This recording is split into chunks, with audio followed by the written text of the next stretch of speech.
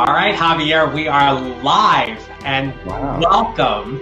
My name is John Nerrill. I help professionals who are ambitious about their careers create their next advancement opportunity.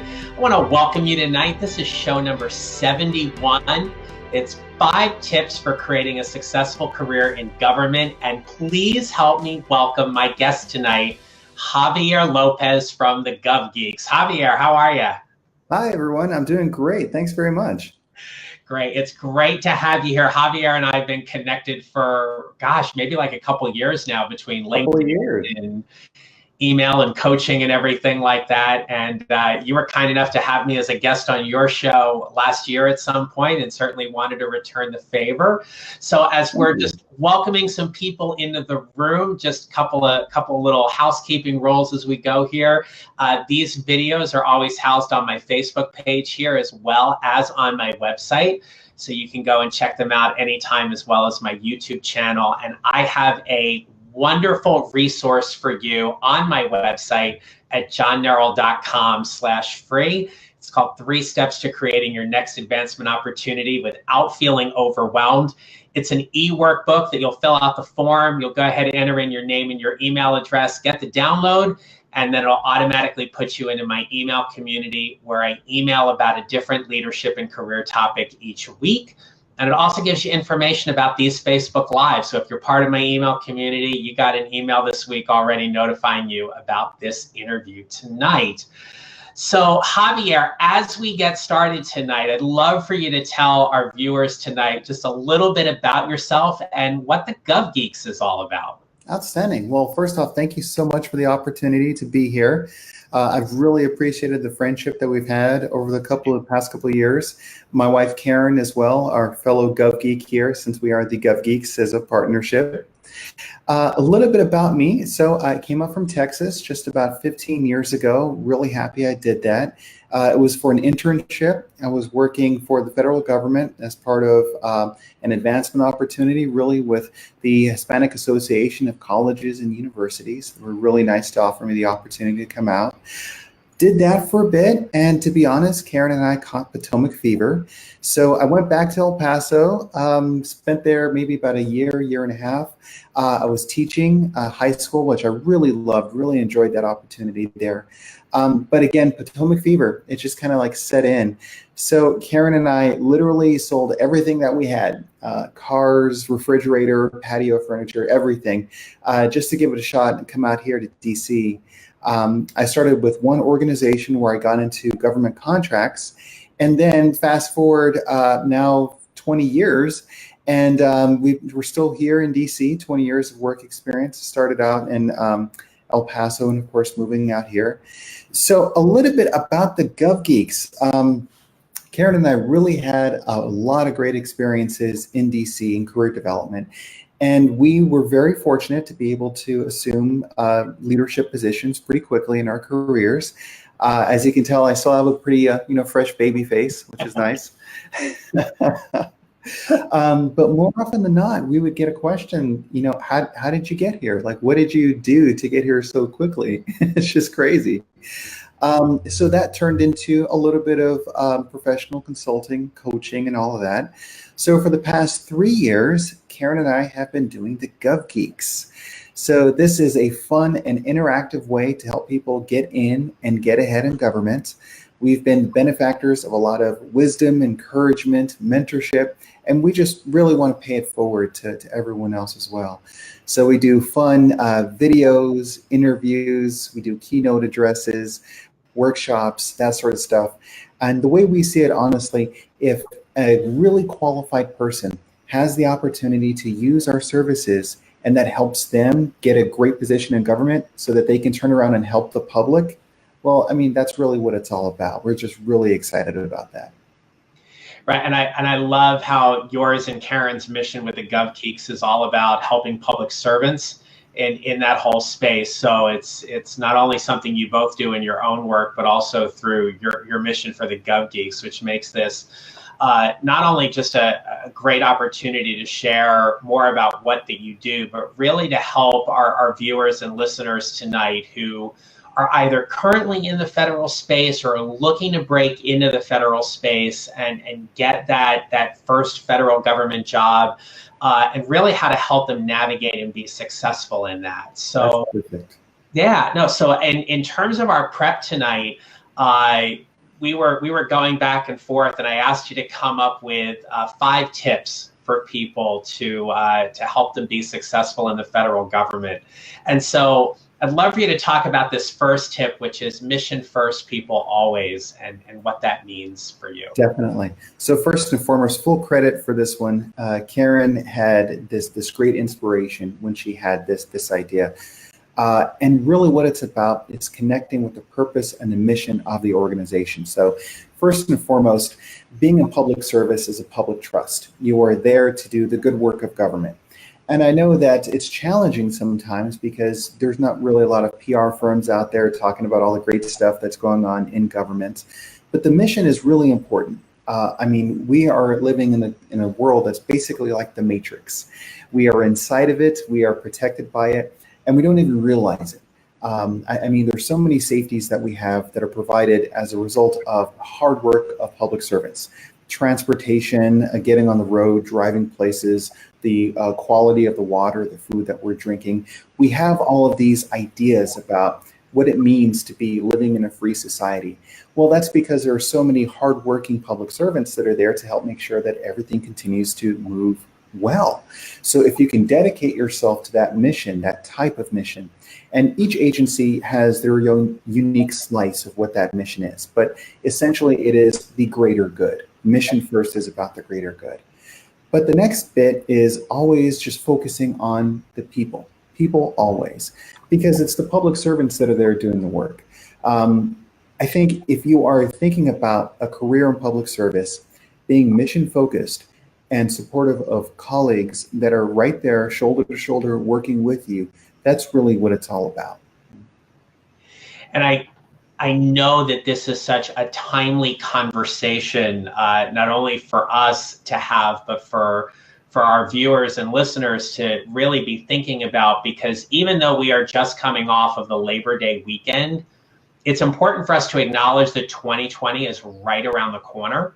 And so for people who are truly looking at what their next advancement opportunity might be, and if they really are considering moving into the federal space, you really want to start thinking about what that looks like now in terms of best positioning yourself for 2020, right? Well, absolutely.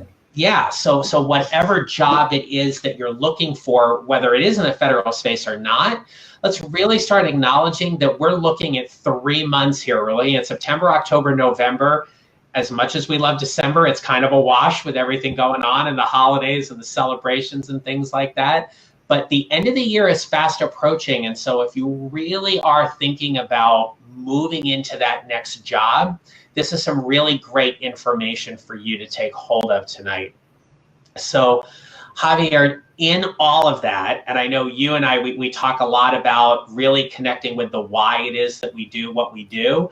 Your second tip is all about following your passion. So talk to us a little bit about how a passion-oriented mindset really plays into federal government service. Oh, absolutely. Okay, so what I really enjoy about this is that public service occurs all the time, no matter what. It's very much not within a quote-unquote political realm. I mean, you have one party or the other that's in office and they're setting their agenda, but honestly, the work still needs to happen. People still need to get their Social Security checks. FDA still has to go through and make sure that things are safe for us. There's all of these different mission sets that happen, whether or not, again, Republican, Democrat, et cetera.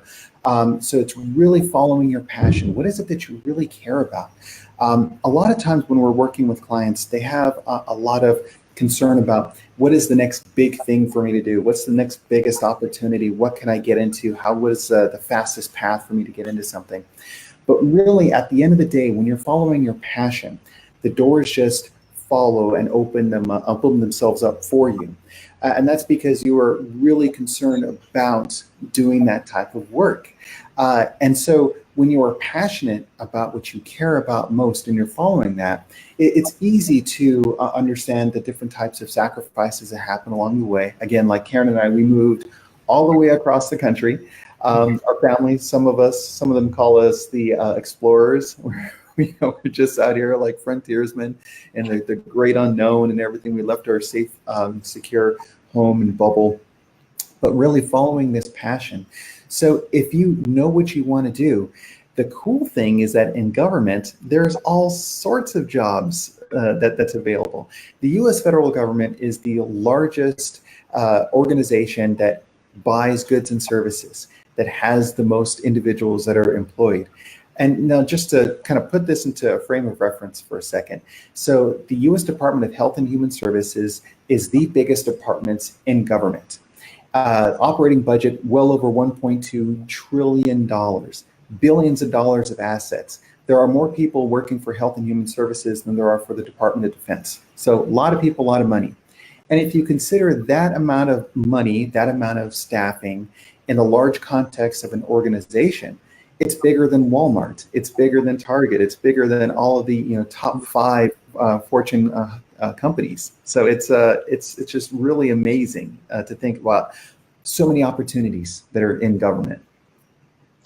And where would someone go to look for a job in the federal government? Great question. Okay, so the biggest and the best place to go is USA Jobs. So usajobs.gov is all about how the Office of Personnel Management gets the word out about different positions. An array of federal agencies are looking to hire through this site.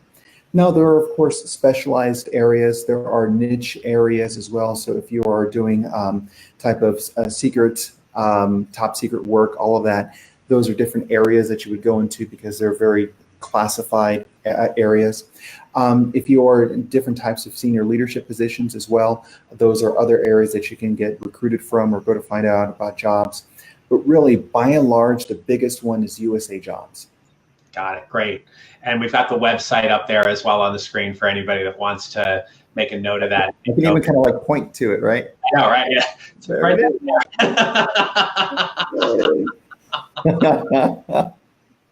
Gotta have some fun with all this, right? Oh, of course. Yeah. Hence, like the geekiness. I don't know if you noticed, John, but this is the first time that we're wearing this, but it's actually a baseball. It's a baseball bow tie. Oh, very cool. Yeah, you know what? Yeah, when you brought it in closer, I could see the threads of the baseball on it. That's very nice. Nice, good stuff. You are known for your bow ties, so that's kind of cool. I love bow ties. Karen and I counted them up, and basically, I can go for 3 months of all of the working days without wearing the same bow tie twice. Nice. More the merrier. Good stuff. All right. So you brought up something earlier, and I loved how you phrased it, which was regardless of administration, right? Because we definitely know that if we look over the course of the last couple of decades, we've seen parties shift in terms of who's been in the White House and who's got control of the Senate and everything like that. And so this next tip really is nothing specifically related politically. But we do have to acknowledge that in any organization, there is some bureaucracy. And so I loved this tip when you talked about leveraging the bureaucracy. And so tell us a little bit about what that means like in navigating the federal space. So it's really about how you go about building coalitions. Leveraging the bureaucracy is a great way to find advocates for the work that you have to do. So budget, finance, acquisitions, all of these different areas. If it's a research community, how are you going to get partner organizations to really band together to do some good for the public? Leveraging the bureaucracy is about how you can kind of add value to everyone that you're working with. These types of partnerships are the ones that really make lasting change. So I was at a training not too long ago, and we were talking about the type of work that happens. And there's different positions out there that are for everyone. So not to knock on any industry or type or anything like that. But at the end of the day, in public service, you have the opportunity to go to bed at night knowing that you really did something to provide some good in people's lives, some just real honest value that you're creating for them. And it's not necessarily like, how do I come up with the best business strategy to sell carbonated water or sugar water? It's like, how do I help ensure that a person gets fed for the work that they are doing? How is it that I can help ensure that a person is able to learn a lesson and the lesson plans that you're doing as a teacher? And when we think of public servants, it's not necessarily just a person in their bow tie walking back and forth to their office, but we're talking about nurses, teachers, professors. The way the Gov Geeks sees it, if there are public dollars that are going towards that work or the activity, that's a public servant. So these are professors, universities, and leveraging the bureaucracy is trying to think of different ways that you can build partnerships and coalitions to move something forward to really create lasting change. And really, those are the types of things that when you look at it later on, you may not have your name squarely associated with it, but you know that work was done, and you know that the people are better off because of it. And you don't necessarily need all the accolades and the attention and the awards and everything, because the reward is actually just doing the work. And leveraging the bureaucracy is a way of sharing that opportunity for everyone else that's involved, so everyone can go at home at the end of the day and just feel better about what they've done. Nice. Thank you for that. And tip number 4 has to do about benefits. So what do you mean by about enjoying the benefits? Okay, so working in the federal government has a lot of great benefits that are there. Sure. And a lot of times when we're talking to colleagues, friends, clients, and others, and people are just kind of, as it happens in their careers, they get a little frustrated about things. They end up either leaving their job, retiring, moving on, etc. And then you go back and speaking with them, you'd say, well, how many hours of vacation did you take? Did you really do these different things or activities? And there's so many hours that they have available to them that they never really took advantage of, and leveraging the benefits is all about that. So the great benefits package, that's everything from your paid time off, your annual leave, your sick leave, it's education, it's training, it's that opportunity to really to do the type of work that you really can't do in other places. Those are the connections to the benefits that are there. And when you kind of really immerse yourself in what is really available for you, learning and development, growth, details, training opportunities, site visits. There have been so many occasions where I have found myself in situations and I'm looking around the room going, I cannot believe that I'm here. How crazy is this that they would actually, allow this, and that's so-and-so over there, and can you believe that this person did this great thing? And the really fun thing about public service that I've experienced, and a lot of the colleagues that I've had have experienced as well, they're just such an open and friendly environment. And especially going back to the earlier tip about following your passion, if you involve yourself in areas that you really are passionate about, and you have the chance to connect with people at like conferences or different trainings, or even within your own organization, and they're just honestly people. They're doing the same great things that you are doing, trying to make a difference.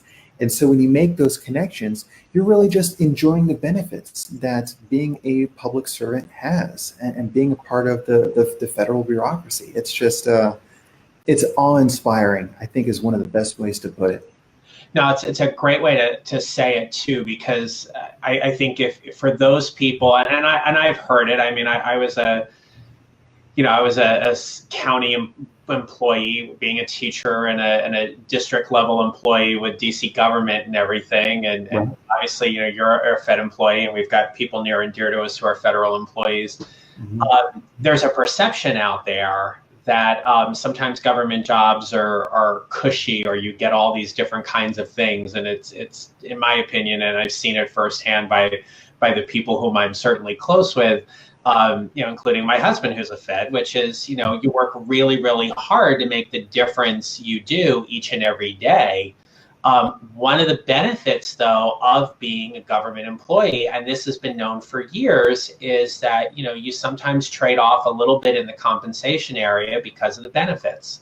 Right. And I loved how you phrased it, that the benefits there go far beyond what we typically think of in terms of medical, vision, and dental. but a lot of the benefits that we get, or you get, or people get that work in the federal government, simply because of what their agency is able to provide them in terms of their experiences that oftentimes people in the private or public sector don't always get. Exactly, and I love how you phrased it as trade-offs. And really, there are a lot of great things about the private sector, about nonprofit, about other areas as well. Again, as long as you're following your passion and you're doing something that you really care about, whatever the industry, that's fantastic, very good. In the federal space, if you have the chance to really kind of grow that passion and think about the bureaucracy as something that is comforting. So as you can tell, the Gov Geeks, we're all about everything geekery. And one of the things that we really like is Doctor Who. And Karen actually had this great concept of trying to think inside the box, because thinking inside the box, like thinking inside the TARDIS, it's a lot bigger on the inside than you realize. There's so many great things that you can do, so many empowering and career-changing and even life-changing opportunities that are really right in front of you. That is great. And so I've been a college professor for 13 years now at Trinity Washington University. Great place. If you haven't had your chance to go out there and see it, enroll. Great master's programs too, by the way. Nice little plug there for Trinity. So one of the courses that I taught for many years was a public administration course. And one of the concepts that we talked about was the crisis in public administration. And yes, there's always budget cuts, there's always constraints, there's always limitations. But one of the biggest challenges that government has is public perception, because there is no PR firm that's out there talking about all of these great things. I mean, if you have any type of brand, there is so much done to secure the value and the perception of what that brand has to offer. You look at any big corporation, Disney, Coca-Cola, et cetera, they've got PR firms, they have ad firms, they have these different contract dollars that they spend to help make sure that they are seen in the best light possible. And we have this comforted feeling about what it is that they offer and what it is that they do. And government really doesn't have that. There are some departments that always get a lot of accolades and a lot of good attention. NASA, for instance, which is fantastic. We just celebrated the anniversary of the Apollo 11 mission, which was really good. But I can walk into almost like any Target and get myself a nice shirt that has the NASA logos and stuff on it, see it on patches, see it on movies and everything. These are known values that are there. But really, inside the TARDIS, inside government, there's just so much more to explore. Yes. Nice. Well said. I like that analogy too. So for anybody that's watching us live tonight, if you've got any questions, go ahead, put them in the chat box. We'll get to them after this tip. So Javier, as we start wrapping up, and your last tip really ties in with the last question I always ask my guests, which always has to center around creating your next advancement opportunity. But your fifth tip tonight for everybody is simply being ready for what's next. Yep. So how do people in the federal government really position themselves for their next advancement or whatever is next? So talk to us what that all means. Oh, awesome. So basically in life, overall, we need to realize that there's three basic areas of a nice little pie. There's your performance. Day in, day out work that you're doing, got to be great at it. The next one is the image. So this is how well you're being able to portray who you are as a quality candidate. And the last one, E, is exposure. So being able to have others know that you are very good at the work that you're doing, that you're a good fit for organizational culture with the image and everything, and then being put in the types of positions that would allow decision makers to select you for advancement or for growth and opportunity. So positioning yourself really is what it's all about. There's this common notion that in work, you're going to go in day out, you're going to do a great job, things are going to be good, and then all of a sudden, there's going to be a tap at your shoulder. And someone's going to be there going, I really saw how you did these reports, or I really like how you did this performance. There is this corner office right over here for you. The senior executive service is just waiting for you right now. And it's really not just that. It's all about doing the work well and really being ready for what's next. So having your resume prepared, having the opportunity to kind of develop your elevator speech. So when you do your interviews or your casual conversations, that you're building the type of relationships where a potential hiring manager, colleague, etc., could say, I know of a great opportunity that I'd like to introduce you to.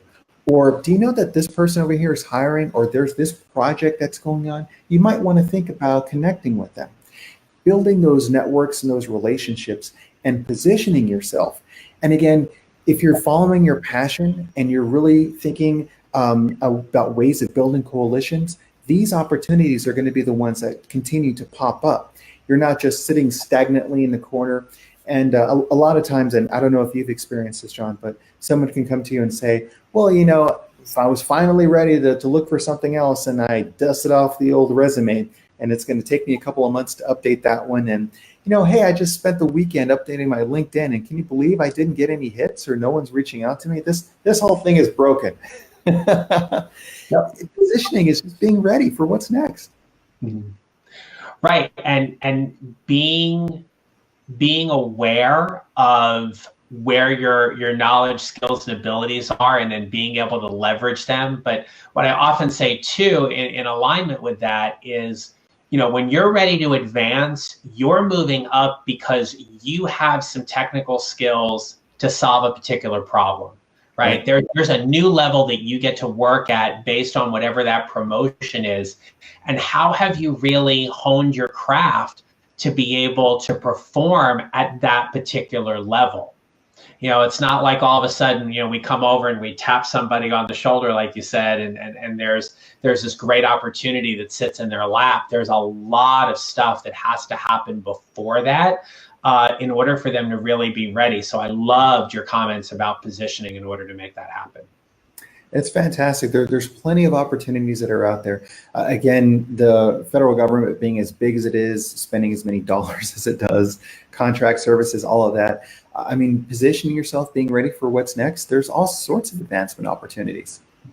Absolutely. So tell us, as we start wrapping up though, Javier, tell us a little more about some of the services that the Gov Geeks offers. Great question. Okay, so one of the biggest areas that we're really excited about is our coaching and consulting services. This is everything from trying to help develop good resumes, interview questions, marketing strategies to position yourself well enough for the next career opportunity, for the advancement that people are looking for. Those are some of our biggest sellers as well. But there's also workshops that we do. So it's all about having the chance to kind of dispel some ideas, misconceptions, if you will, about what public service is, or about what advancement opportunities looks like, what a really good career in government could potentially look like. And one of the things that I'm so excited about is that an individual could see themselves actually becoming what that opportunity is. It's not just like, oh, that's for this other person, they're more qualified, there's this reason why I'm not there. It's really about self-actualization. And so that's really what we like to focus on. To find out more about this, so Karen and I have been working on a podcast, which we're really happy. Again, going with the geek theme, we call this Gov Geeks Assemble, level up your 9 to 5 on 95. Wow. So we plug in a nice little GoPro, and we get all mic'd up and everything. And we talk about some really great career advancement strategies while we're doing the commute to work with everyone else. So if you're stuck in 95 traffic or 495 or 295, you might as well just figure out ways that you can advance your career while you're doing that. Now, is the podcast launched yet? Yes, it is launched. It is available on iTunes, if that is your preferred streaming method of choice. In fact, we just finished our 4th episode, How to Ace Your Interview with Deadpool, which is very fun. And the videos of this that we record is also on our YouTube channel as well. So if folks subscribe to that, or if they subscribe on iTunes, they get all of that directly as well. All right. So basically, where anybody can find their podcasts and they download them, they can find them on those platforms as well, right? Exactly. Good stuff. So one of the things I love about how you are so present and top of mind is that people can find you on Facebook and Instagram and LinkedIn and the podcast. But if someone out there really was looking for some specific help and they wanted to get in touch with you directly, what is the best way for them to do that? Send us an email. Send an email to info@thegovgeeks.com. We're happy to set up information sessions. We can go over some of the video quick tips that you may have heard earlier on, just to kind of explain things a little bit more. And really, honestly, we just want to figure out a better way that we can provide value for what you're doing. Because honestly, if you're reaching out to us, that means that you're really interested in what you need to do to benefit the public as part of public service. So us working with you is all about our mission. Nice. So as we wrap up, any last minute things you want to add before we say goodnight? That's such a great question. So I think overall, the most important thing, the most important message to get across is just appreciation. The idea that people are willing to commit themselves to the well-being of others is just a truly noble, noble thing. Not for fame or accolades or recognition or a huge Wall Street salary, for instance, but really to do the right thing because it's the right thing to do. And Stan Lee had one of the greatest quotations about the person that does what the right thing is just because it's the right thing to do. That person is a real superhero. Mm-hmm. So the way we see it, public servants are all superheroes because they are selfless and they are committed to the well-being of others. So for what it's worth, from the Gov Geeks, we truly appreciate what you're doing. Yes, and in the words of Stan Lee, Excelsior. Excelsior. Yes, absolutely. Javier, it's been a pleasure having you on tonight, and thank you so much for sharing these tips on how to navigate the federal space and create a successful career. I really appreciate your expertise and our collegiality, so thanks for being a guest tonight. Of course, happy to support, happy to share, and thank you very much for the opportunity. Yeah, you're most welcome. And I want to thank everybody for watching and listening today. If you've liked today's video, please go ahead and click like and subscribe so you can get notified of when new interviews drop. And we will be back shortly with another video, an interview coming up. Again, stay tuned. I've got a lot of guests lined up in the next couple of months, and this is all part about helping you get ready for 2020. So until next time, have a great night, great day, everybody, and we will talk soon. Javier, thanks again. Good night. Absolutely. Good night.